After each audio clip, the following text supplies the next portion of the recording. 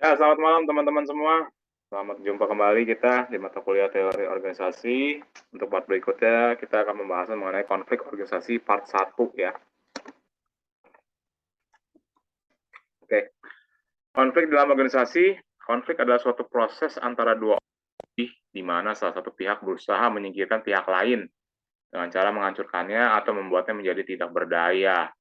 Konflik itu sendiri merupakan situasi yang wajar dalam setiap masyarakat maupun yang tidak pernah mengalami konflik antar anggota atau antar kelompok masyarakat lainnya. Konflik itu akan hilang bersama dengan hilangnya masyarakat itu sendiri.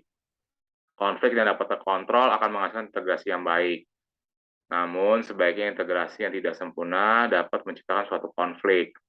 Konflik menurut Robbins adalah suatu proses interaksi yang terjadi akibat adanya ketidaksesuaian antara dua sudut pandang yang berpengaruh terhadap pihak-pihak yang terlibat, baik pengaruh positif maupun pengaruh negatif. Pandangan ini menurut Robbins bagi menjadi tiga, yaitu pandangan tradisional. Pandangan ini menyatakan bahwa konflik itu hal yang buruk, sesuatu yang negatif, merugikan, dan harus dihindari. Konflik ini suatu hasil disfungsional akibat komunikasi yang buruk, kepercayaan, keterbukaan di antara orang-orang, dan kegagalan pimpinan untuk mentanggap terhadap kebutuhan dan aspirasi pada bawahannya tersebut. Pandangan kepada hubungan manusia. Pandangan ini menyatakan bahwa konflik dianggap sebagai suatu peristiwa yang terjadi di dalam suatu kelompok atau organisasi. Konflik dianggap sebagai sesuatu yang tidak dapat dihindari. Dalam kelompok atau organisasi pasti terjadi perbedaan pandangan atau pendapat. Oleh karena itu, konflik harus dijadikan sebagai suatu hal yang bermanfaat guna mendorong peningkatan kinerja organisasi tersebut.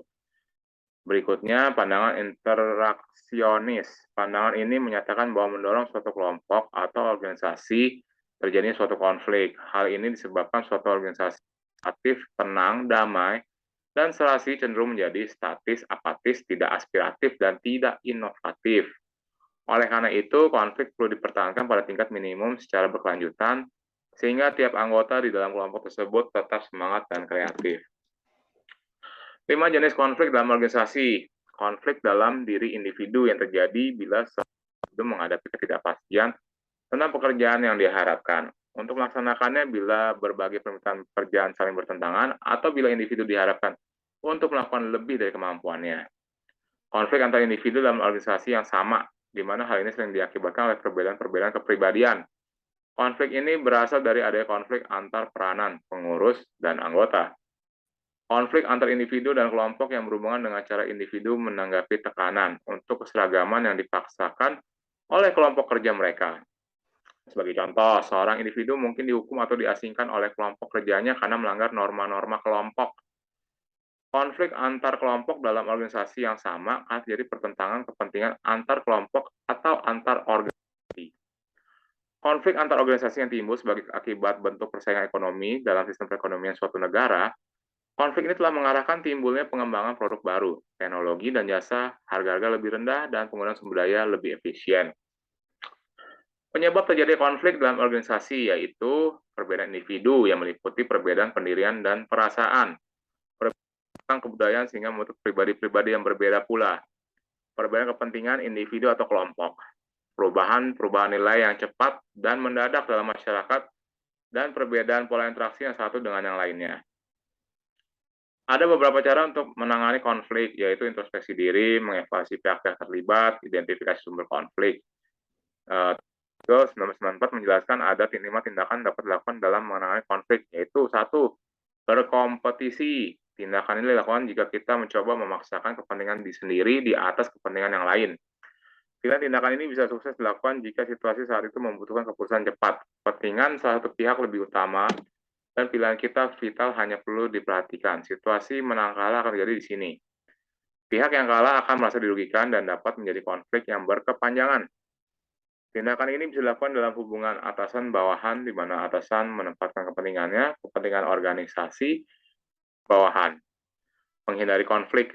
Tindakan ini dilakukan jika satu pihak menghindari dari situasi tersebut secara fisik ataupun psikologis.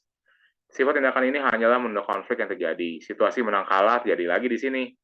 Menghindari konflik bisa dilakukan jika masing-masing pihak mencoba untuk mendinginkan suasana, membekukan konflik untuk sementara.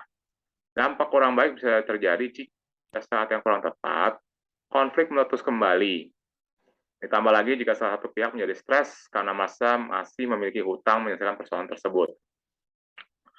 Akomodasi, yaitu jika kita mengalah dan mengorbankan beberapa kepentingan sendiri agar pihak lain mendapatkan keuntungan dari situasi konflik itu. Hal ini dilakukan jika kita merasa bahwa kepentingan pihak lain lebih utama atau menjaga hubungan baik dengan pihak tersebut. Kompromi. Tindakan ini dapat dilakukan jika kedua belah pihak merasa bahwa kedua hal tersebut sama-sama penting dan hubungan baik menjadi yang utama. Masing-masing pihak akan mengorbankan sebagian kepentingannya untuk mendapatkan situasi menang-menang atau win-win solution. Berkolaborasi, menciptakan situasi menang-menang, kerjasama, pilihan tindakan ada pada diri sendiri dengan konsekuensi dari masing-masing tindakan. Jika terjadi konflik pada serikat pekerja, maka kepentingan dan hubungan antar pribadi menjadi hal yang harus dipertimbangkan. Ya, sekian. Terima kasih untuk pertemuan kali ini. Untuk lebih jelasnya, teman-teman bisa baca lagi ya materinya sendiri. Terima kasih.